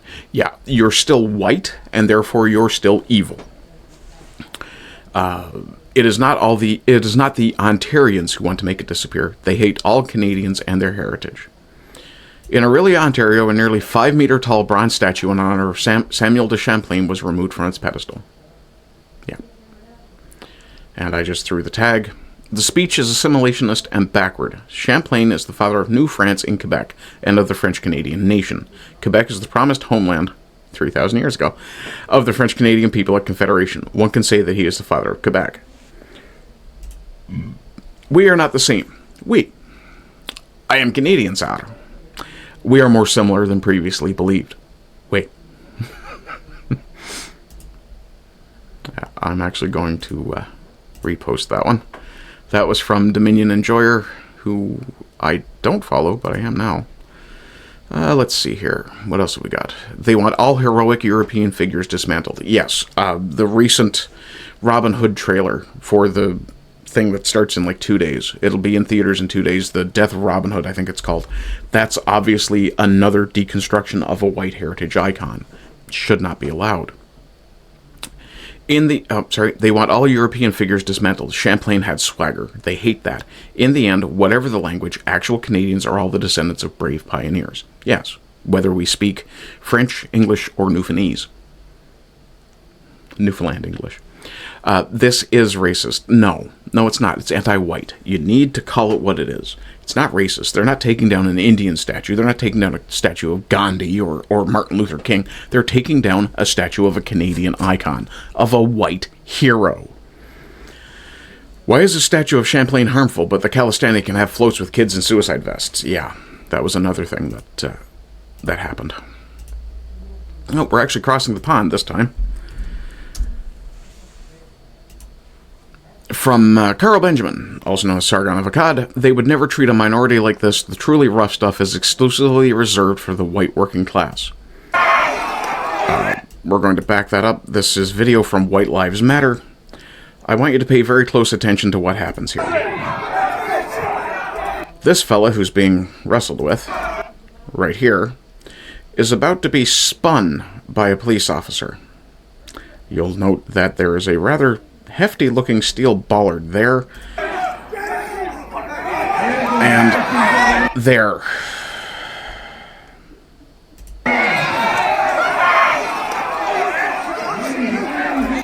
You'll notice the bollard, which was standing like this, is now in this position. How fucking hard did he get slammed into it? And let's hope it was his shoulder and not his skull. Though from how he's not moving... Yeah.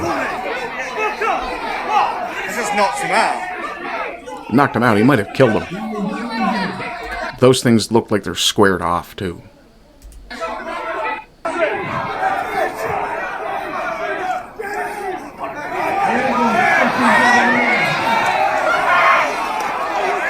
You'll notice his colleague taps him on the shoulder and says, "Hey man, you should clear out."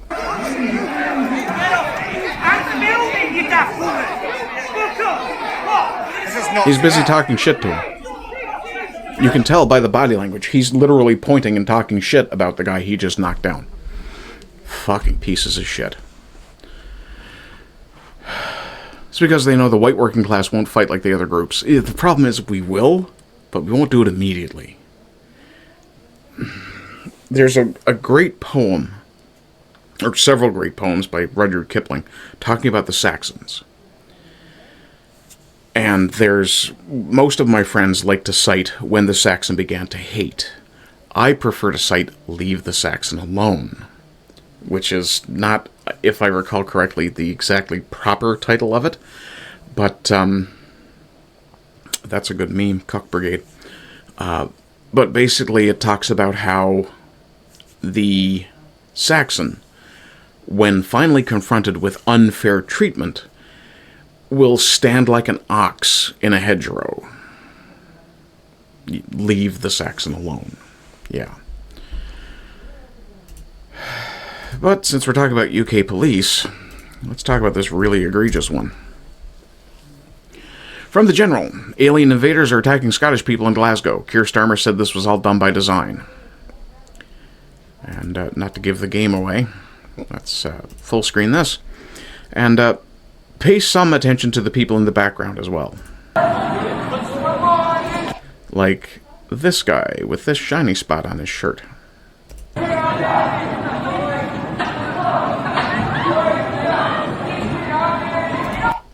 like both these guys with shiny spots on their shirts.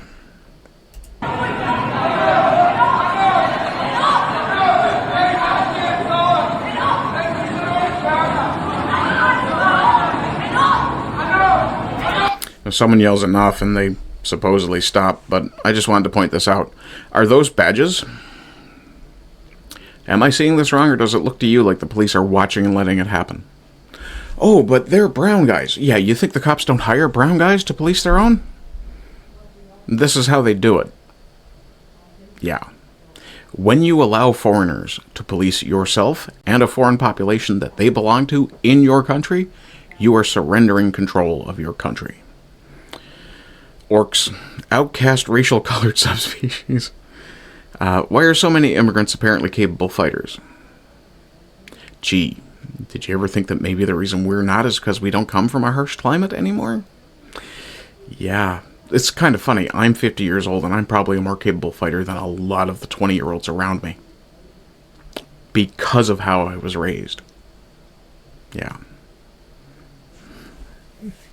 We're back on the big mic thing, too.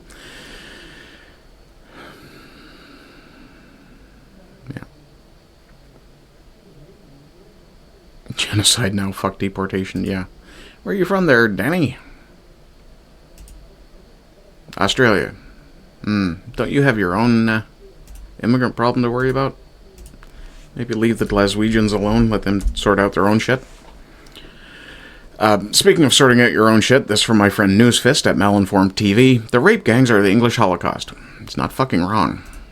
Vox Populi. You can read the whole thing here. The rape gang inquiry has been released. Now, he has it on Squarespace, but I think, let me just open that up. Okay, you can actually read it on Squarespace. I'm actually going to drop that. Oops. Dax is in. Hi, Dax. Give me just a second. I'm going to drop that link into chat. So if you want to check out the rape gang inquiry, I warn you, it's not fucking comfortable. It's available to you there. I'm going to be having a read through it at some point as well. I've scanned it. It's dark. Here's the conclusion page. The evidence from high-profile convictions and compiled data on group-based child sexual exploitation indicates a clear overrepresentation not of Asian men, but of Pakistani Muslim men as members of the rape gangs. However, when examining the religious dimension, often inferred from published names in court records and reliable reporting, the proportion of Muslim perpetrators appears even higher than the ethnic Pakistani figure alone would suggest. Analysis of conviction lists, such as those compiled by researchers reviewing cases from the late 90s, 30 fucking years this has been going on, have found that approximately 90% of those convicted in relevant grooming gang cases bore distinctively Muslim names, a stark contrast to the roughly 6% Muslim proportion of the overall population. 60% of the population is committing 90% of the gang rapes. This pattern arises because nearly all documented Pakistani perpetrators in these cases have Muslim names, and additional convictions have involved Muslim men from other backgrounds: Somali, Iranian, Syrian, Turkish, and mixed groups with predominantly Islamic names. Non-Muslim participants remain exceptions, often isolated in smaller or mixed groups. The evidence now emerging confirms their warnings. In October 2025, the Met Police announced a review of 9,000 CSE cases. The NCA launched Operation Beacon Port to examine thousands more files nationwide after initial assessments found human errors, missed lines of inquiry, and cases wrongly dropped. Would that have been while Keir Starmer was in charge of the prosecution service? London forms a significant part of this backlog. A former Met Police detective has described industrial-scale child prostitution and grooming in the capital, with authorities aware but opting for inaction due to a mixture of, quote, incompetence, laziness, and corruption. You're forgetting fear. They are absolutely terrified to do anything that might paint them potentially as racists. London has the largest Muslim population in Britain. Sadiq Khan, relies on significant electoral support from those communities. So he has a personal reason not to stop this shit. Yeah. as well as having an ethno-religious motive, yeah, he's one of them, to protect the public reputation of Pakistani Muslims in particular. The perpetrators acted with impunity because the state enabled them. Anyone in the care sector or any community setting who was there to help yet turned their back or deflected blame should be held accountable. You cannot pass the buck. Thank you for this, reading it now. Yeah. This should be printed and posted through every Labour voter's door. Release it to the people, no more secrets. It is released to the people, fool. Yeah. Speaking of things that you would think people would have the good sense to keep secret, and this is going to be the last story from the clown show today. Sorry, hello Dax, I did forget to greet you properly. Thank you very much for being here. So, Dr. Malouf, a Muslim refugee in Germany. We'll just, he says everything that's captioned there anyway, so we'll just play this. صار لك بألمانيا؟ 3 سنين. مرتاح بألمانيا بالله عليك؟ لا والله. ما أنت مرتاح، ليش ما أنت مرتاح؟ بلاد كفر شلون مرتاح؟ بلاد كفر مو؟ نعم. من أي ناحية بلاد كفر يعني؟ بس فهمنا. شلون من أي ناحية؟ بلاد كفر.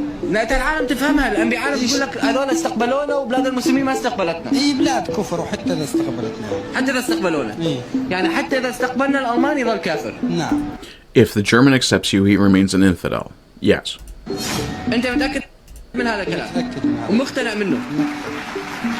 Says he's convinced of it. والله على راسي أنا ما أعرف شو أقول لك. حلو بس ما دامك مقتنع فهذه شغلتك. مقتنع كافر الكافر كافر. كافر كافر. Yeah. كافر كافر. نعم. طيب أريد أسألك سؤال. أي الأحسن المسلم الماي؟ What's better, the Muslim who doesn't accept you, يستقبلك ولا الكافر or the infidel who does? اللي يستقبلك. شلون يعني المسلم؟ المسلم. The Muslim. Doesn't care. The Muslim who won't let you into his house is still better than the infidel who will. Because they're still an infidel. There is only one motivation for these people. It is conquest.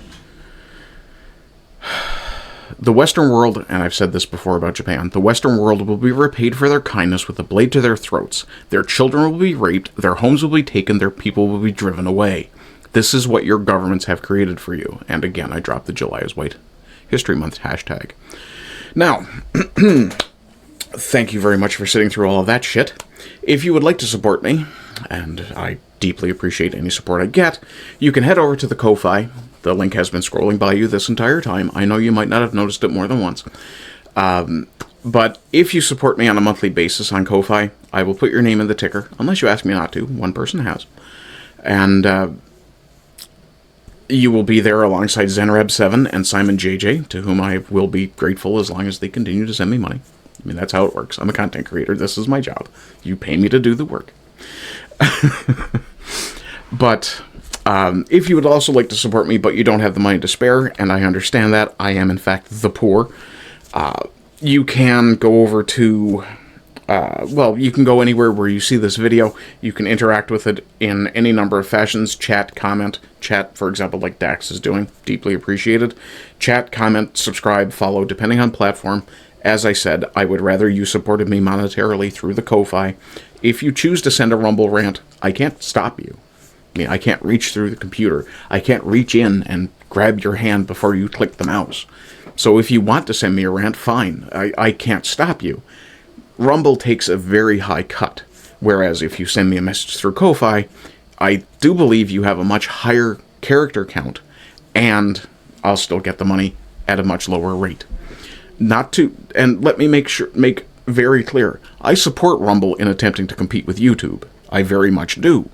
I deeply appreciate Rumble giving me this platform that YouTube never would, regardless of the fact that I do publish my videos to YouTube. The reason being, YouTube will never monetize me. I am white positive, and I refuse to change. It is what it is. Unlike other of my friends who had a much higher following before, a much greater subscriber count before they engaged in anything controversial, which probably is what I should have done. Of course, if I was that shady, I would have been throwing AI and fake videos out. But in any case, yeah. I've lost the thread of what I was going to say. Anyway, we'll move on now to some of the laughs, because, dear God, we've got a few. First up, let's talk about the Australian military and how the fuck are you doing this? From the Noticer. The Australian Army is under fire for teaching soldiers how to make primitive indigenous weapons as part of a woke cultural exercise in Canberra. One Nation leader, Pauline Hanson, said they should be, quote, practicing modern-day warfighting instead. Shut the fuck up, Pauline. I actually support you, but in this case, shut the fuck up. The Australian Army teaching soldiers indigenous weapon making? Not a bad idea. What the fuck is that? That, my friends, is a Ryobi battery-powered sander. You're telling me this weapon is shaped well enough that you can put a finish on it now?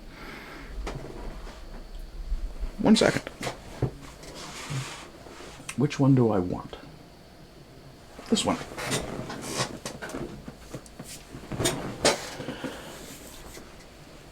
Pauline is a base bitch. Generally, yes. As you can see from this image here, and I'll bring that up. We'll actually look at the story really quick. But just to bring this image up, I want to blow this up a little bit so you see how very, very large. Now, he's clearly using a military weapon to shape it. Why you would pick a branch like this is beyond me. But on this side, you see that he's putting a finish on it, and the grip is still extremely thick. That's my hand, and that looks to be thicker than my hand. Now, that may be the club head. Fine, you want mass at the head of a club. However, that's more than enough. And this is a walking stick, by the way. I'll just show you the length of it. Yeah, and it's obviously been used. I think it's... yeah, it's got some dirt on the bottom of it still. But this is a piece of alder, okay? This is the root. This is where the root would have been, okay?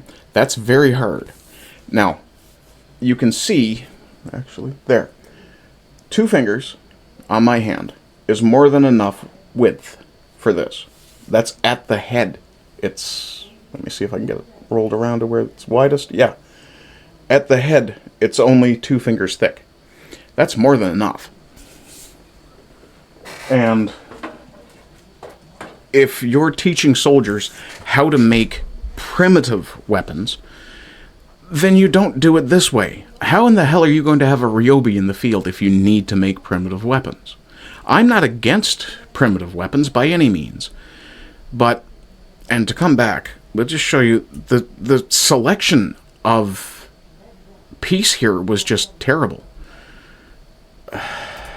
And we'll actually take a quick look at this.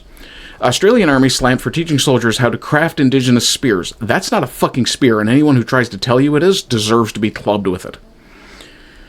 The Australian Army has been criticized for teaching soldiers how to make primitive indigenous weapons during a woke cultural exercise in Canberra. Defence Australia said the 4-day activity connected soldiers from across the ACT with indigenous history, culture, and the local Aboriginal tribe traditions, and involved finding correct trees to make craft clubs. Clubs, spears, axes, Coolaman. What the fuck is a Coolaman?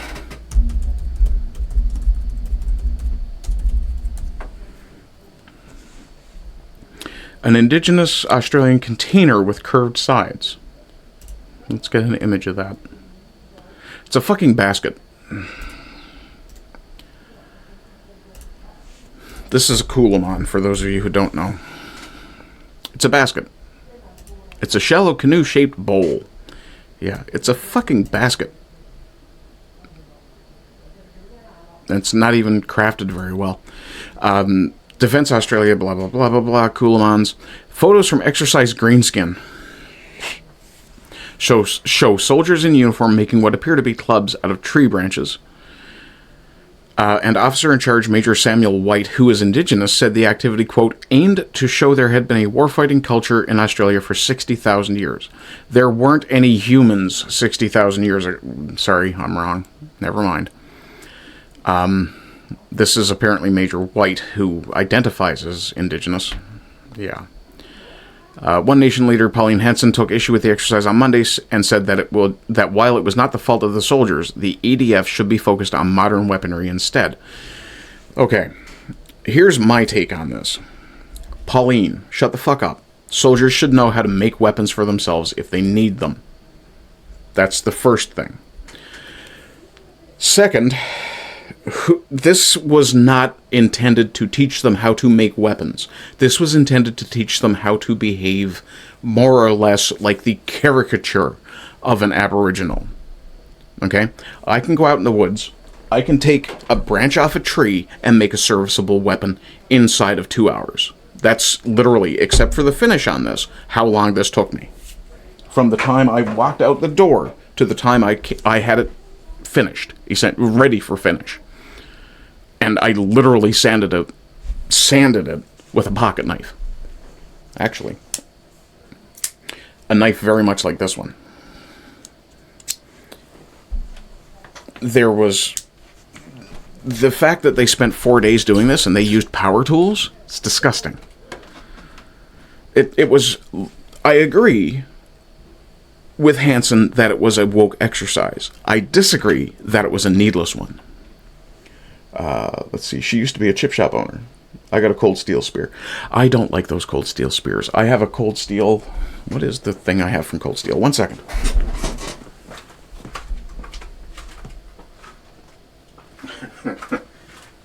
Let's see. Yeah, there we go. That's the thing I have from Cold Steel.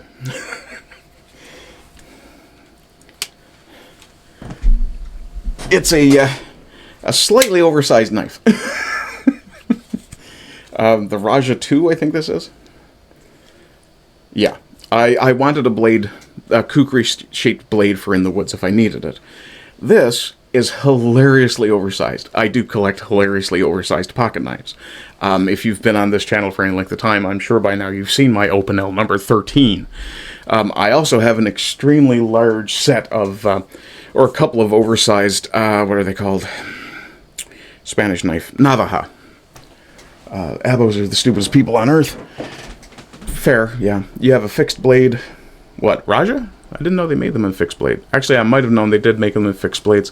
This is my collection, more than anything else, is I collect hilariously oversized pocket knives. This would make a serviceable weapon, but it would probably be among the last things I'd actually grab reflexively. But the issue I have here is not that they were teaching soldiers how to make indigenous weapons. It's that they weren't using indigenous methods. They actually did get the service members, to select their own items. The problem is, I wanted to see the failures. I wanted to see the ones where they picked something and whoever was doing the class, which I assume was Major White, looked at it and went, no. Now, I also have an issue with the woke side of this, because I suspect Major White was the one who suggested it. Which is a great way to pad your own resume. Yeah. Here's what I said. Why not teach them how to actually make a weapon in a primitive situation if they ever needed to? This exercise was clearly just an excuse to cater/pander to non-whites for no better reason than to make them a mascot. It was to caricature them. If the Australian Army really wanted to teach their soldiers primitive weapon making, they wouldn't be making clubs, they'd be teaching them how to make a taiaha. I desperately want to get my hands on an actual authentic taiaha because I want to copy it. I love making weapons from wood. And this is, a taiaha is a Maori traditional weapon from New Zealand. A close-quarters staff weapon usually made from either wood or whalebone, used for short, sharp strikes or stabbing thrusts with efficient footwork. The footwork is important. So you're teaching, essentially, another combat system to your soldiers. They're usually between 5 and 6 feet long. 3 main parts: the upoko, the head, the arero, the tongue, which is essentially the spear point, and the ate or tinana, the long round part that is gripped. There we are. So here you have the upoko. That's the spear point, essentially. The martial art is called Mau Raku. Raka'u. Raka'u? Raka'u. Teaches the use of the taiaha. Okay, yes, I understand New Zealand is not Australia. That said, why not? You're right there, same plants, yeah. The Australian military was so much better during World War I. both Australia and Newfoundland have lost generations to war. Nice Turkish machete for the 70s, too. For the 70s? Not sure what you mean there. I made a nice whip from a 6mm steel rope. Fucking brutal. Whips should be a 6mm steel rope. 1 second. Now you got me thinking. You get me talking about weaponry. 6 mils. That's a little thick for a whip. I'd go with actual rope and braid it. Or leather, ideally. But then again, I haven't made a cat of 9 in a long time, so... Anyway, I wonder if the Chinese military is teaching their soldiers how to pretend to be retarded savages who never made a single advancement in 1,000 years. Yeah, considering... yeah, Catherine Smith has exactly the same point. Not sure a Ryobi power tool is traditional indigenous. That aside, I read a hurling stick was used with great effect recently. Perhaps hurling is a sport worth exploring. Did somebody mention a hurley? Yeah, it's my new favorite wooden weapon that I own. Yeah. Now let's see if I can get that back into the place where I keep it without damaging it or the floor. Okay. Yeah, the hurley was used to great effect in Ireland. Well, no, not to great effect. But, yeah. This is only fair. Bruce Pascoe has established beyond doubt that Aborigines invented the electric sander. Yeah. Yeah. I don't have an issue. The issue I have is that generally with militaries, it's the special forces who are taught to survive in a primitive condition. It should be everybody. But whatever. A cricket bat is better than a hurling stick. Heavier. And it depends on what you're really planning to do. I mean, a baseball bat is better than either. So... let's see. Prime Minister Anthony Albanese appointed Lieutenant General Susan Coyle. Yes.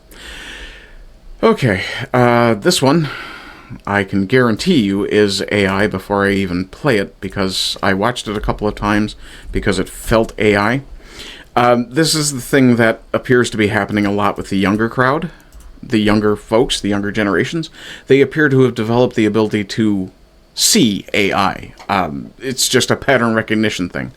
Here we see a woman-ish handing a little boy a pride flag, and the little boy does what we all appreciate.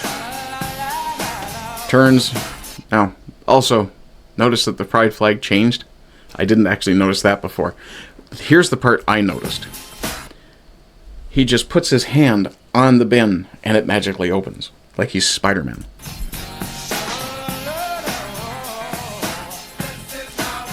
Yeah, no. That's 100% AI. You notice it's the progress pride flag there. The kid takes it and turns, and it mysteriously becomes the rainbow pride flag. Then he walks over, touches the bin, and it magically opens. Watch how his arms interact when he crosses them to put the flag in the garbage. Isn't that peculiar? Yeah. I got an aluminum baseball bat filled with sand. Yeah, you should fill it about that far with sand from the head. No reason. Let's see. The comment section shows how little we have shrinked. Shrinked. People live their lives to be happy, not the other way around. Pride Month. I'm just going to go through this because I want to see how many idiots were actually taken in by this. Oh, okay, no, I do have one more thing. I'd think I'd have to ask how exactly my child turned into a piece of AI imagery. Yeah, looking at the hand manipulating the bin. That was before I'd even... And I literally only just noticed the flag change. Kid deserves an ice cream and a new puppy. You're an idiot. Clearly AI. Yes, it is. AI generated. There are many real-world examples. I doubt that. Set him up for adoption. Aren't you just a wonderful person, Sapphic Bubbles? Well, I mean, never to think of you as anything other than a piece of shit. The comment section shows, yeah, I read that. I'm really proud. I would say good boy. I have no problem with gay people. They just don't need to run around with a flag. I'd give her a hug. Sure, okay. Take him around the world. I'm going to get him any woman he wants. Okay, let's go with, instead of relevant, we'll go with recent, the most recent ones. Mexican. I'd be happy a child shouldn't care about someone's sexual preference. Say good boy and done. Exactly what he should do. Very proud. Did anybody else catch this was AI other than that one guy?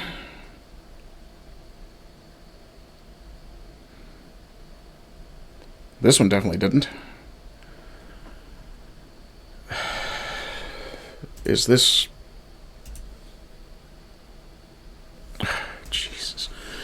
Good God, people. Did no one else notice it was AI? Oh, finally. Thank you, Jorge Ragnar. Certified AI bullshit. Yes. Okay, and the last thing I have for today, let's see, I want to get some Iranian training clubs. Are you thinking about the Persian, the ones that you do that whole thing with? Like that? You can get those. I also have, for doing things like that, I have to get up again.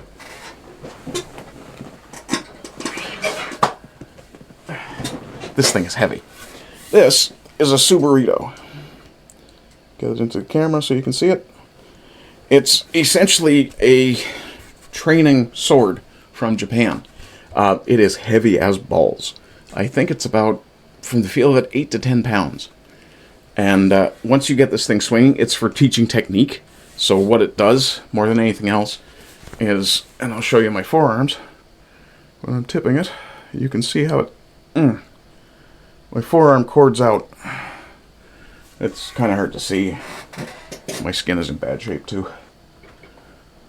Now I have to try and fit this back in that rack. Just a second. showing off all my toys today. Yeah, that's what I use instead of those training clubs. I just slapped a bit of fabric tape on the handle. For two reasons. The handle was starting to split because, well, it's not really meant to be left varnished. You're supposed to basically sand off the varnish and oil them. But the moment you oil them, of course, they're going to get a little harder to hold. Part of the point. But that's really good for training those same sort of muscles, doing that sort of over the head sort of movement. And getting that, actually, I can feel that right in the lats. What's the wings on your side collars? Those your lats? Or your traps? No, your traps are up here, I think. I can't remember. Not a workout guy. I just know I'd like to do certain exercises. Okay, last thing for the day. Before I go to play linseed oil. I would suggest a food-safe tongue oil. T-U-N-G. But really, it's up to yourself. You can use boiled linseed oil. You can use paste wax even if you want. It's just something to keep the moisture out of the wood and to keep the wood preserved. So there's any number of different things you could use. Okay, and the last thing I have today is a funny animal video. Let me see if I can get that centered properly. There we go. Because who doesn't like a doggo playing volleyball with a soccer ball? Dead and buried on the edge of your night, staying drunk on your vibe. The angels up in the clouds are jealous knowing we found something so loud of the ordinary. You got me kissing the... He knows he's a good boy. Okay, folks, that's it for the recorded section today. So, again, I will do the e-begging thing. If you would like to support me, please head over to the Ko-Fi, fling me a few bucks. If you do so on a monthly basis, I'll put your name in the ticker with ZennerAb7 and Simon JJ. Let's see. If you would like to support me without spending any money, you can chat, share, comment, like, follow, subscribe. Subscribe on YouTube, follow on Rumble. You can also find me on X, Gab, GETTR, Substack. The GETTR may be going away. I know on my YouTube it still says you can find me on Gander. At least it might still on some of the most recent videos. It shouldn't on this one. But yeah, I'm no longer on Gander. It's got ties to Blue Sky. Like, it has openly stated it wants to be interconnected to Blue Sky. No. Yeah. TC, take care, he says. Thank you very much, Dax. You have a good day.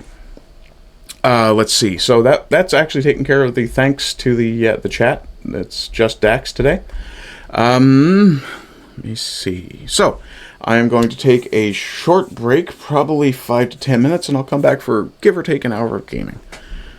So, In the meantime, you folks can enjoy the interlude graphic and the lack of camera, and my microphone will be off in just a moment. I will be back in, as I said, 5 or 10. I'm going to get a coffee and probably have at least one cigarette. Okay, see you shortly.